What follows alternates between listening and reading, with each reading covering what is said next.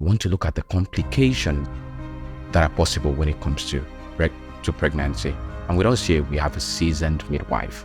Also, what are the possible complications that we should or can be expected in pregnancy? A pregnant woman is not supposed to bleed while she's pregnant until she is in the process of delivery. Okay, so one thing that baffles me and I want to bring out is when a pregnant woman sees oedema on her feet or on her abdomen, and the next thing in this part of the world, they say, go to this woman, I know this woman that can give this or that. And because of that, so many women have lost their lives. So I'm here saying that it is a pregnancy complication. That is, if it comes with other or 3 more symptoms that leads to preeclampsia. And also, let's talk about anemia, where you have shortage of blood. How do you know that your wife is anemic? How you would know is that every pregnancy should be planned. And for point of reference, there is no unwanted pregnancy. There is only an unplanned pregnancy. Exactly. For people who do not plan about getting pregnant. So when we're looking at this podcast is a well of knowledge so that you prepare. Because people can prepare. You need to prepare even before you get pregnant. Can a woman menstruate when she's pregnant? I'm pregnant, my husband doesn't want to have sex with me. And I've spoken to a couple of men about this. That fears of, having the child leading to complication. So as a midwife, let's pan this out. Sex in pregnancy or sex while pregnant, what do you say about it? Are there lifestyle factors that, whether pregnant or before pregnancy, will make this person more likely to have complication when pregnant? Okay, so talking around the complications we've mentioned, if the person does not eat healthy when you're not pregnant, when you're pregnant, eating healthy is a habit. So if you don't even have the habit of eating healthy, then when you're now pregnant, where you have cravings for different things, and sometimes the cravings are not even making sense. How can you crave for chalk? How in this world can you crave for clear? My grandma left the group chat. My maternal grandma. I hope she might see this.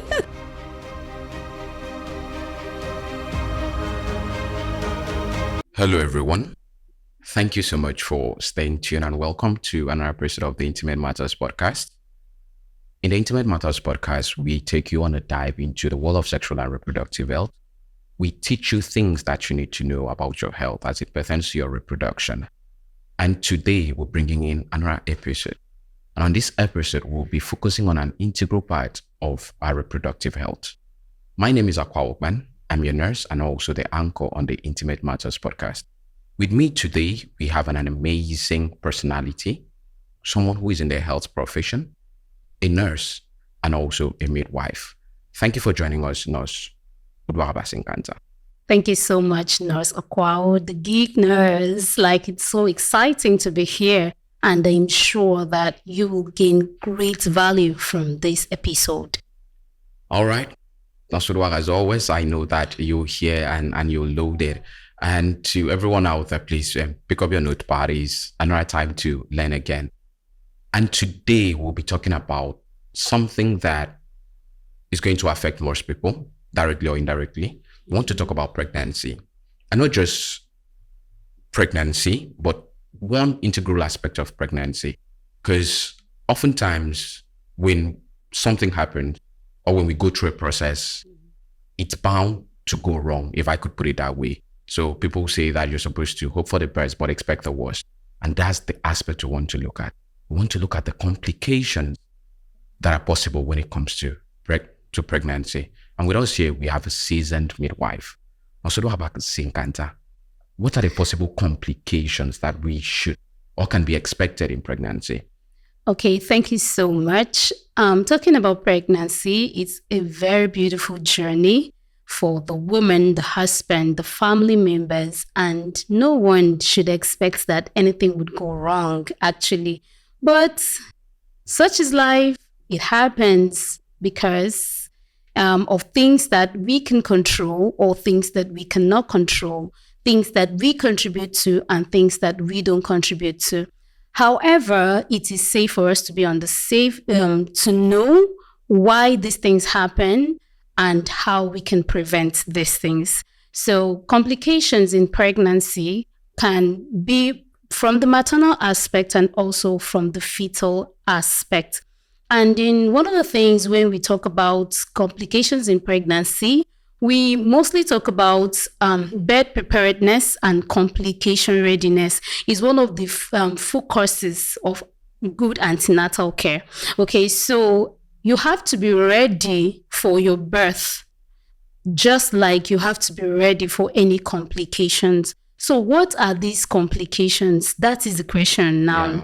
Okay, these complications, we talk about bleeding. Okay, normally you're not supposed to, a pregnant woman is not supposed to bleed while she's pregnant until she is in the process of delivery. Okay, so, but there are several things that can cause this bleeding to occur. And one of the major is the place of the placenta, where the placenta is located. So the placenta can be located just close to the cervix or covering the cervix, and we call it placenta previa. So when this happens, you just will not know that this is happening because it's inside of the woman. So what helps you to know is that you need to go through an ultrasound. Okay, so I advise women that anytime you're pregnant, you have to go to check yourself to know where your placenta is, because bleeding is one major thing that causes increased maternal death. Oh wow. So, but before we go into other complication, you said something about bed preparedness. Yeah. And I find it funny because for the fact that pregnancy is a 9th-month joining, more or less, the way people show up in a hospital and it looks as if they got pregnant yesterday and they decide to show up Don't today. go there. Right. So you said that you mentioned two things, like two different things. You talked about the one that can be prevented and the one that can't be prevented. Yes. You talked about bed preparedness and getting ready for the complication. Yes. So let's start with the bed preparedness. Because I wonder why someone will get pregnant. Because I believe that when a man and a husband, a woman and a man, that the ones that get pregnant. Yes. And for some men, in case you do not know, there's something called covert syndrome, where the man also gets pregnant because the woman gets pregnant. Yeah. So the both of you get pregnant. Why do people act as if the pregnancy started yesterday? Okay, first of all, knowledge. They lack knowledge. Because they feel that it's just pregnancy. Is it not pregnancy? Are you the person that is pregnant? You hear people say, I beg, you're not the only person that is pregnant. So why are you acting like it's a big thing? Okay, so for some persons that it's very easy for them to get pregnant, like they can't drink it literally. Okay, so but there are some other persons that it takes a while before they get pregnant. So definitely, you know that they might have read a lot before coming through the process of pregnancy. However, knowledge will help a woman to prepare for her pregnancy. That is why we encourage pregnant women to go to antenatal clinic, because that is where they will teach you how to prepare for pregnancy and the process of childbearing. Now, preparation is not just physically, because this 9-month journey differs, their experiences differs. It doesn't matter how much I'm going to say, that you're going to feel this certain way or the other way. It might not even occur in another person. So you need to understand the various ways a pregnant woman feels that makes it normal, but for another person is abnormal. Like the lower abdominal pain that lots of women complain about. And we would say sometimes after assessing them, it's normal because your body is trying to adjust to the new creature that is inside of you. So every organ is trying to adjust and keep itself in such a way that your pregnancy can grow. So those little itches here and there, will cause pain. So if you don't have someone to tell you that those things are happening, you would feel that there's a big thing that is going wrong. Okay. Yeah. So because it's important that we put this out there, especially the knowledge. Exactly. Because every pregnancy should be planned. And for point of reference, there is no unwanted pregnancy. There is only an unplanned pregnancy. Exactly. For people who do not plan about getting pregnant. So when we're looking at this podcast is a well of knowledge so that you prepare. Because people can prepare. You need to prepare even before you get pregnant. Exactly. So for some persons, it's like getting into a school. You read about the school you want to get into. Yeah. What is the admission requirement? It's the same thing you should do when it comes to pregnancy. Exactly. Obviously. So out there, look for podcasts like this. It's only here in the Intimate Podcast we give this kind of education so you can prepare. So coming into the complications proper. Yeah. Just give us some complications that can be preventable. Okay. Because basically, like it said, prevention is better than cure. Exactly. So we talk about anemia. Anemia is one complication in pregnancy that it looks like sometimes you can avoid it. You can avoid it if it is not inherited. You know the people that they normally lack iron. They have iron deficiency and they just have to live with building up their iron capacity. So when it now comes with pregnancy, 2 persons or 3 or more actually struggling with everything inside of you. And we know that blood is life. So if your blood is not picking up, or when it becomes more, the increase in the body fluid, making the blood to look like it's more in a pregnant woman. So anemia is one thing that can be preventable. It's a pregnancy complication that can be prevented. So this is, and why I stress it is that it causes growth retardation if it is not checked. It can cause fetal death if it is not checked. It can make the woman can lose her life. Okay, also if anemia is not checked. And how can you check anemia? With what you eat. Okay, eat a lot of vegetables. Take a lot of fruits, increase your iron intakes and supplements.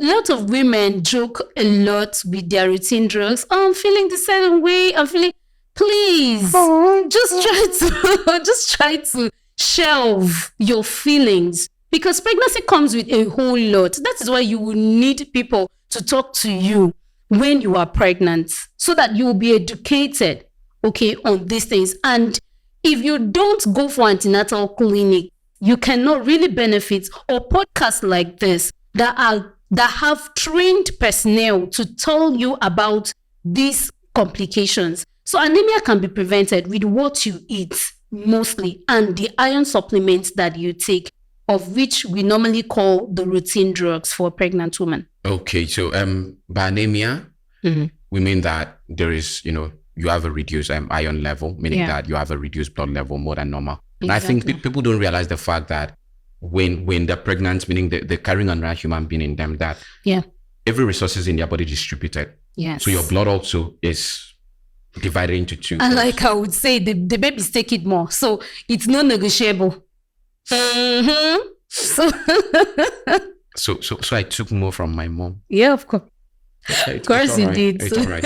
So but that is actually the fact here that when a lady is pregnant, that the resources in her body is shared into 2. The baby takes the greater part of it. So the blood supply left for you to take care of yourself because the baby takes from you. Yeah.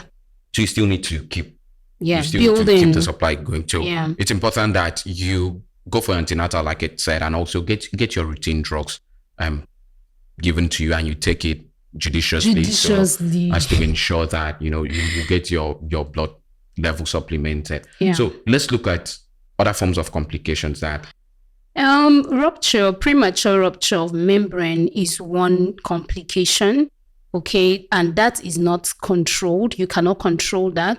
But let me talk about preeclampsia, in pregnancy, and preeclampsia and eclampsia. So what is actually preeclampsia? It's actually a condition where there is increase of blood pressure, there is oedema, and there is severe episodes of headaches that the woman will experience. So, and there is also protein in urine. So these things happen mostly when you notice it mostly after 20 weeks of pregnancy. That is to say, when the person is like 5 months gone. So those complications are really severe nowadays, and we are yet to establish why. So we need to establish why. But why I want to talk about it is... Sorry, let me just comment. Could it be the fact that on a general level, right, on the general population, people are more prone to hypertension? Just maybe. And I want to even say that history of hypertension, okay, family history, might be a predisposing factor to this. And why I'm saying that is some people do not go to the hospital until they are pregnant. And it's now in the hospital that they'll diagnose that the person is pregnant. And you're trying to say, is it like, is pregnancy induced hypertension? But this person did not even check her blood pressure when she was not pregnant. She's not used to it. So this is only when we are noticing, okay? And however, you're going to treat it because, yes, the person might have an underlying cause of hypertension or history of hypertension, but with the pregnancy hormone on the increase, it now becomes more obvious and the person is more prone to preeclampsia and eclampsia. Like I said, it's not an established fact yet because of these factors of not going to the hospital and not knowing, okay, if the person already have the history or already had the pre-hypertension level, was on the pre-hypertensive level. Okay, so one thing that baffles me and I want to bring out is when a pregnant woman sees oedema on her feet or on her abdomen, and the next thing in this part of the world, they say, go to this woman. I know this woman that can give this or that. And because of that, so many women have lost their lives. So I'm here saying that it is a pregnancy complication.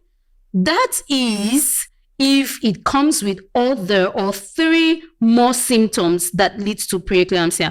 So these symptoms include severe headaches. It includes increase in blood pressure. It includes protein in urine. Why am I saying that? Oedema alone cannot define eclampsia. But because the woman, like I said, so many things are changing in her body and the body system is trying to adjust to get used to what is going on. And some persons would have oedema normally, and it's normal.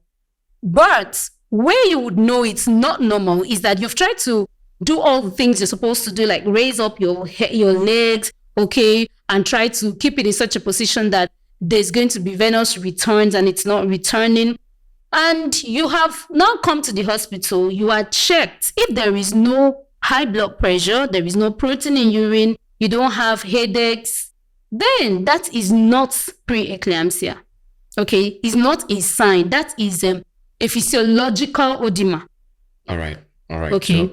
So we're saying that if your extremities are swollen, being the oedema, that you cannot just use that and say that you have preeclampsia. So it has to be followed up with increased blood pressure, the headache, and as it is. Now, this is why it's important to go to the hospital. Because if you stay at home and you're having oedema, you can call a name that is not. I love African people. Is the way they call things that be not as though they were, right? It's the way they call it.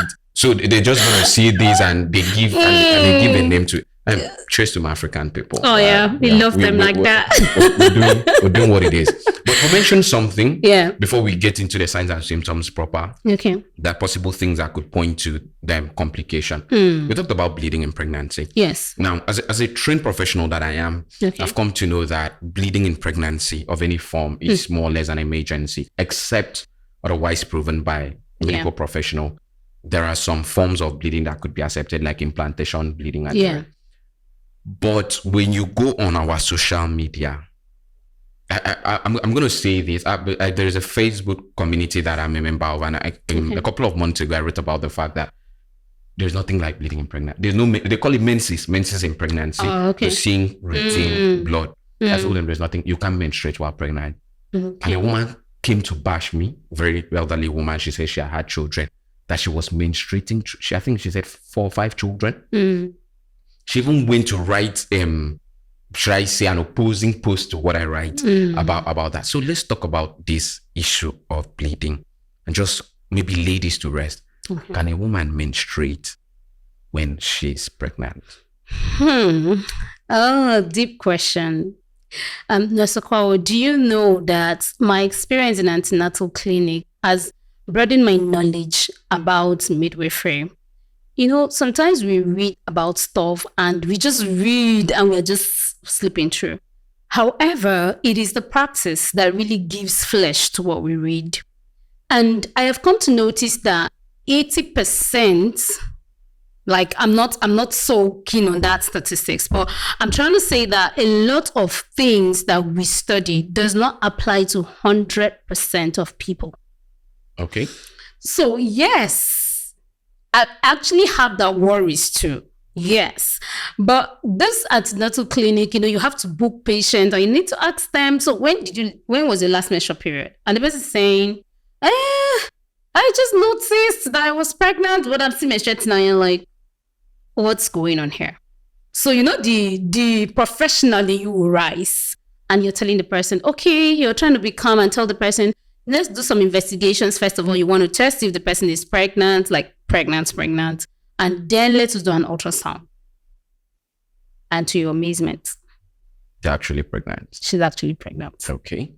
So I am saying that to say that, yes, it's possible, but you cannot conclusively say you have to go through ultrasound to confirm, because even your pregnancy strip can say otherwise, because those hormones there can be triggered by something else, some other factor, not just pregnancy. Okay, because like I tell people, it's possible to have a cyclical bleeding. Yeah. Because I think one of the things people don't realize is the fact that they tend to take every bleeding from the vagina as menstruation. Yeah, there are a whole lot of form. I remember. That's right. Yeah. So because sometimes, let's say there's a woman who's not pregnant. Yeah. Sometimes she bleeds, but it's not actually menstruation, because menstruation has to do with the fact that you ovulate. The egg comes, doesn't meet the sperm. Yeah. The lining of the uterus shapes up. Yeah. Sometimes some women don't even ovulate, but they bleed. And we call it an ovulatory bleeding. Yeah. But if you ask such a woman, that month, did you menstruate? She's going to tell you she didn't menstruate. So oftentimes, because I think that people don't understand the concept of menstruation, being the fact that the lining comes off. Yeah. And the fact that the baby, the fetus implant on that lining cannot come off. Yeah. But basically, like you said, which is very true, due to, individual differences. People may have cyclical bleeding coming out from the vagina, but that menstruation, it might not be called menstruation, like you're saying. That's the issue. Yes. It's not called it's menstruation. Not called menstruation. If somebody tells me every time I'm pregnant I bleed, maybe I bleed every month, it's okay. It can happen. But for you to call that menstruation, I feel they don't understand what menstruation actually So please is. Out there, it might be possible that for your personal experience, your idiosyncrasy, that you bleed. Yeah. That can be investigated to why you do that. But it's not menstruation, because when you menstruate, the lining of the uterus has to go. And that lining cannot go when you're pregnant, because that's where the baby is anchored on. So please, let me add something. You know that there are some women that have 7 days menstruation, like in their menstrual cycle days, they have 7 days. There are women that have 3 days and it's just normal. So that bleeding that you're talking about might differ in individual, and the person, and there's some people that don't have a good clotting factor. So I'm establishing the fact that you're bleeding during pregnancy does not necessarily mean that it is menstruation, because it might come for like the normal 4 days, mimicking your menstruation, and you're feeling that it's menstruation. Okay. Yeah. So if it look like, or it will be, it can be similar, but it's not the same. So let's put that in perspective. You understand? So if it be like menstruation, but it not be menstruation. Oh, not be menstruation. Understand? Similar to, but not the same. Yeah. Okay. So moving on, what are the things that, when you look at, or if a person sees, okay, let's say my wife is pregnant at home. Okay. Oh, bless her, wherever she is. Amen. My wife is pregnant at home, and I'm seeing her have this. I could say that maybe that's a possible complication coming in. Okay, so talking about that, let me talk about abruption, because abruption is still part of bleeding, okay, that has to do with placenta. So that is when the placenta is detached. So when your wife has a serious abdominal pain, okay, that no matter what you give to her, it does not stop. And then all of a sudden, it stops.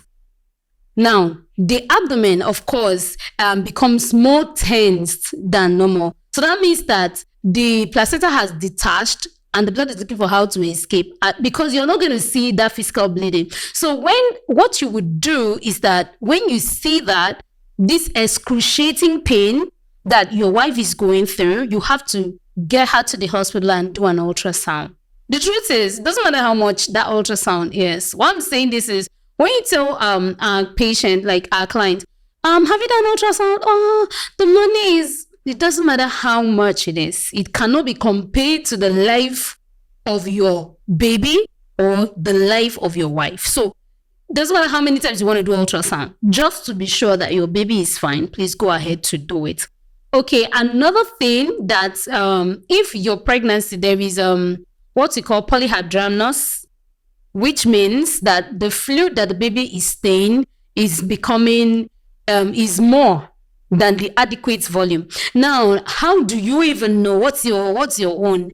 How you would know is if your pregnancy, your wife's pregnancy, the tummy looks more bigger than the normal. This person is like barely 5 months pregnant, and the tummy is looking like someone that is 9 months and is a single child. You know, if it is a twin or something ahead, okay. yeah, you know that, okay, fine. But when you've done scan and then it is more than one child, you need to really look into it. Take her for an assessment, okay?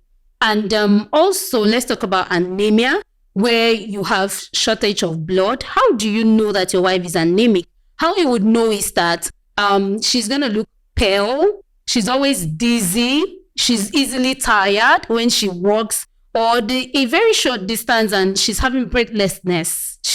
She's panting for air. Then you know that, okay, there's something wrong. She looks paper white or pale. No, you don't need to wait until she's paper white, actually. But she looks pale. So you need to take her to the hospital for a review to be sure that she's fine. All right. So thank you. So my village people should come close, because you said something about the size of the belly being proportional to the month of gestation. Yeah. But there are some people who, these are my tummies, like in my village, in my family, our tummy is always big like this. 3 months, it looks as if we are 9 months. You should come and hear that there's something that could possibly be a problem and that you're supposed to go and investigate. Exactly. Now, oftentimes, because I know that complications most times happen before the person is taken into the hospital. Yeah. Now, are there things that people can do, or are there things that can happen to a person that predisposes them or makes them at risk of a possible complications? I'm talking about like lifestyle issues. Are there lifestyle factors that, whether pregnant or before pregnancy, will make this person more likely to have complication when pregnant? Okay, so talking around the complications we've mentioned, if the person does not eat healthy when you're not pregnant, when you're pregnant, you know, eating healthy is a habit. So if you don't even have the habit of eating healthy, then when you're now pregnant, where you have cravings for different things, and sometimes the cravings are not even making sense. How can you crave for chalk? How in this world can you crave for clear? My grandma left the group chat. My maternal grandma. I hope she might see this, because she always keep telling, you know. Let me just the chalk stuff. My grandma, she said it when she was, I think, pregnant with my mom. She used to crave chalk. Now, knowing the olden days, they used to go to the stream, take out mud, and she had to go and break those mud from the mud house. Madam almost chopped half of the house. That's very hilarious. Like, honestly, you need to see the excitement with which they say, I eat choco, I eat clay, and I'm like, what does it do for you? It's just sweet. I'm like, okay. So those habits, when you already don't have a healthy eating habit, you're going to be predisposed to anemia. Okay, and also people that take a lot of alcohol. It's nothing. It is a whole lot. It's a whole lot. I tell my pregnant women that it's just a journey of 9 months. There's some things you just have to like stay off it. Okay, don't get yourself indulged for the sake of this your baby. When once your baby is out, as if you want to swallow the bottle, go ahead and swallow it. Okay, if you feel, because it's a decision that you're taking, but don't let your decision affect the growth of your baby. Because if you don't eat healthy, if you drink so much or hard drugs, the people that do hard drugs, it's definitely going to tell on your baby. Yes. So people are saying, hey, so that baby is going to be strong. Allow the baby to even develop well first now. When the baby comes out, you now do gymnastics for the baby since you want the baby to be strong overnight. Okay. So those things too. And if you don't have a proper exercise life, it's not really going to help you. Now, I'm not saying jump on the gyms if you are not really that person. Okay? But what I'm saying is be active. Don't be someone that is just there. No, I like soft life. Soft life. Now, so obesity they come. Okay? You like soft life. Now, so obesity they come. Yes. Yes. So if you're always there, you're static, you cannot move, just brisk walking is enough exercise. Jogging in your house is enough exercise. Okay. Definitely. And then you need to visit your physiotherapist to know the best exercise that fits your body type. Because it's not all exercises that fits your body type. And let me say this to pregnant women. So pregnant women will ask me, this exercise, I saw these people, they were doing exercise online. Can I do it? I said, when you were not pregnant, you didn't used to do exercise. It's not that you're pregnant that you want to start learning how to do exercise. No. So those lifestyle, if you don't have an active exercise life while you were not pregnant, I don't think it's very okay for you to start having it, because your body will need to adjust to that exercise process. I don't know whoever has a very beautiful experience the first time they went to gym. There's really no one like that. They always come back with body pains, and in fact, it takes a whole lot of courage to go back the second time. So that's the same thing, okay, for someone that is getting prepared to be pregnant, and even for people that are pregnant. Oh, okay. So let me say this. Let me speak on behalf of my neighbor. Okay. So my mother did not go to gym, and she gave birth to, my mother did not exercise. Your mother used to do brisk walking. She used to walk to some places. She did not jump cars. She did not jump cars every time she wants to buy something from the shop or from the market. But now we are jumping as we are. So some of these things that we're doing also becomes a problem. And they say eat. Yes, we know. Some people may say, how do I afford? But it doesn't need to be so sophisticated. Yeah. Vegetables you can plant around you. You can go to rural communities. Crayfish, fruit, nut. The fruit in season, it might not be expensive when it is in season. It is actually in season. And you said something when you came to exercise. I want to say this. About 7 or 8 years ago, I had my first experience in an antenatal clinic as a student nurse. Okay. And I had a question. A woman asked, I want to ask you.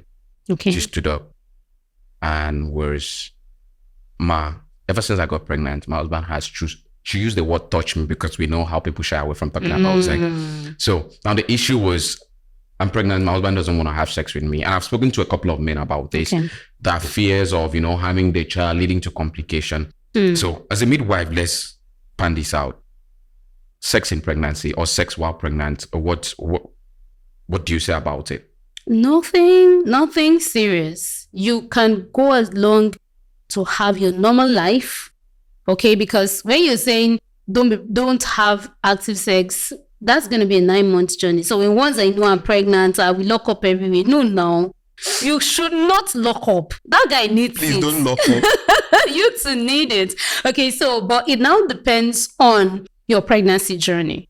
Like I said, there are people that it's very easy for them to be pregnant. It does not also mean that all your life you should be doing pregnancy, right? But there are people that have it real hard. They have several abortions, spontaneous abortions, okay?